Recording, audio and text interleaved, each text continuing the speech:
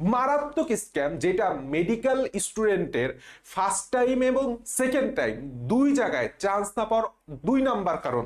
তোমাকে সেটা দেখাই। সেটা হইতেছে দাঁড়াও, স্ক্যামটা কই, স্ক্যামটা কি জানো? এই স্ক্যামটা কি? এই স্ক্যামটা হইতেছে coaching coaching model test program. তোমার এই জায়গায় এখনো তোমার 60% সিলেবাস কমপ্লিট হয় নাই, এন্ড তুমি তুমি যায় বিভিন্ন কোচিং সেন্টার গুলাতে, আইদার উদ্ভাস, রেটিনা, মেডিকো, যা হোক, ডাজন্ট ম্যাটার, সেখানে যায় তুমি এখন মডেল টেস্ট দিচ্ছ। পেপার ফাইনাল দিবা, সাবজেক্ট ফাইনাল দিবা, তারপরে তোমার হচ্ছে 10-15টা মডেল টেস্ট দিবা।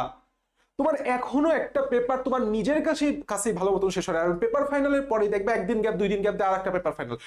একদিন তুমি 1 মাস ধরে একটা পেপার শেষ করতে পারলা না, তুমি একদিনে কিভাবে ইফেক্টিভ হইতে পেপার শেষ করবা? তুমি আবার জাস্ট শুধুমাত্র একটু কোশ্চেন পারার জন্য, কোচিং এর নাম্বার ওঠার জন্য পড়ে যাবা, আপসা আপসা পড়ে যাবা, আলটিমেটলি তোমার মেডিকেল এক্সামে যায় খারাপ হবে এবং মারা খাওয়া ভাই।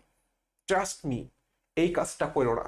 যাদের 70-80% সিলেবাস কমপ্লিট হয়ে গেছে, আমি বলবো এখানে বায়োলজি লিখি নাই, তার মানে মিনিমাম ওই যে চার্টটা দেখাইছি, আমি আবার দেখাই, এখানে যে চার্টটা দেখাচ্ছি, এখানে মিনিমাম এই যে চারটা ফিজিক্স কেমিস্ট্রি, ফিজিক্স কেমিস্ট্রির যে 80 মার্ক, 80 পয়েন্ট তোমাকে রাখতে হবে। যদি 80-র কম থাকে তোমাকে মডেল টেস্ট দেওয়া যাবে না, এটা মারাত্মক ভুল।